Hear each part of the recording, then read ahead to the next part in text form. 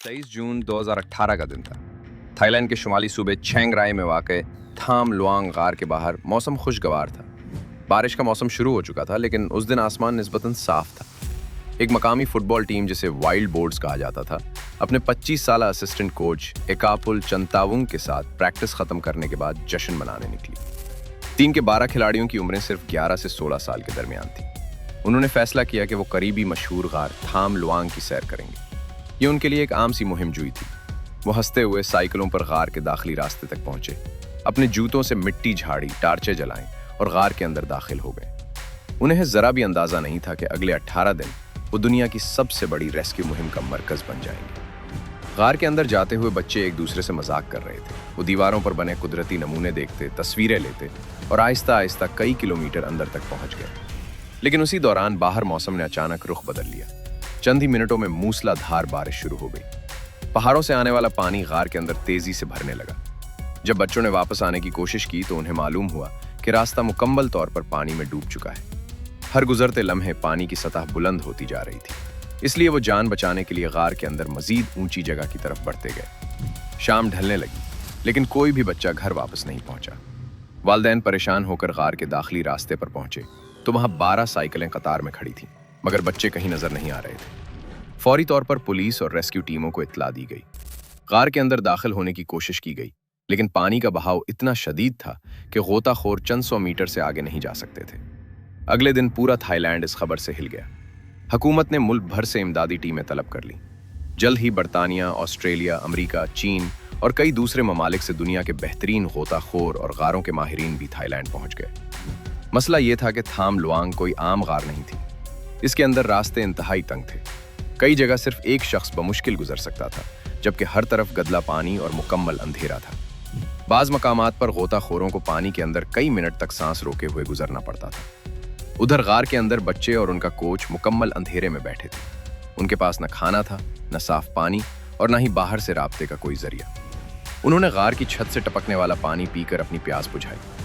Coach एकापुल, जो पहले बुद्ध मत के राहिब रह चुके थे, बच्चों को मुसलसल मुराकबा करवाते रहे ताकि वो खौफ और घबराहट पर काबू रख सकें। यही वजह थी कि शदीद भूख, अंधेरे और गैर यकीनी सूरत हाल के बावजूद बच्चों ने अपना हौसला बरकरार रखा। दिन गुजरते जा रहे थे और पूरी दुनिया टेलीविजन पर इस रेस्क्यू ऑपरेशन को देख रही थी। हर रोज सैकड़ों जाकार पानी निकालने की कोशिश करते। बड़ी बड़ी पंप मशीनें मुसलसल चलती रहती, लेकिन बारिश फिर से गार को भर देती।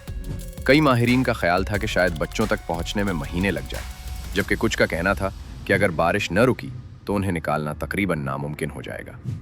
आखिरकार हादसे के 90 दिन 2 बरतानवी गोताखोर, जॉन वॉलंथन और रुक स्टेंटन, गार के इंतहाई अंदरूनी हिस्से तक पहुंचने में कामयाब हुए।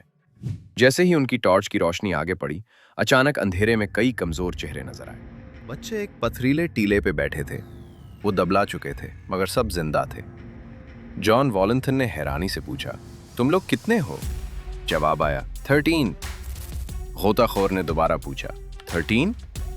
बच्चों ने मुस्कुराते हुए कहा, हाँ, हम सब 13 हैं। ये लम्हा पूरी दुनिया के लिए खुशी का पैगाम था, लेकिन असल मसला अभी बाकी था। उन्हें बाहर कैसे निकाला जाए? बच्चे तैरना भी नहीं जानते थे, जबकि बाहर निकलने के लिए कई किलोमीटर पानी के अंदर इंतहाई खतरनाक रास्ता तय करना जरूरी था।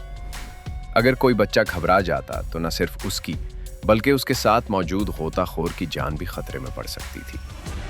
दुनिया भर के माहिरीन ने कई दिन तक मुख्तलिफ मंसूबों पर गौर किया। आखिरकार एक ऐसा फैसला किया गया जिसे इब्तिदा में इंतहाई खतरनाक समझा जा रहा था। हर बच्चे को मुकम्मल डाइविंग मास्क पहनाया जाएगा।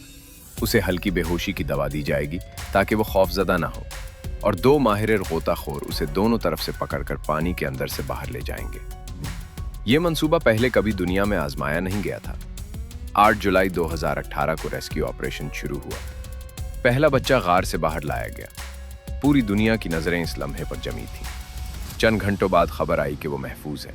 फिर दूसरा, फिर तीसरा और फिर चौथा बच्चा भी कामयाबी से बाहर आ गया। अगले 3 दिनों में यही अमल दोहराया गया। एक एक करके तमाम 12 बच्चे और आखिर में उनका कोच भी गार से जिंदा बाहर निकाल लिया गया। बदकिस्मती से इस मिशन के दौरान एक साबिक थाई नेवी सेल, समान गुनन, बच्चों तक ऑक्सीजन पहुंचाते हुए ऑक्सीजन खत्म होने की वजह से शहीद हो गए।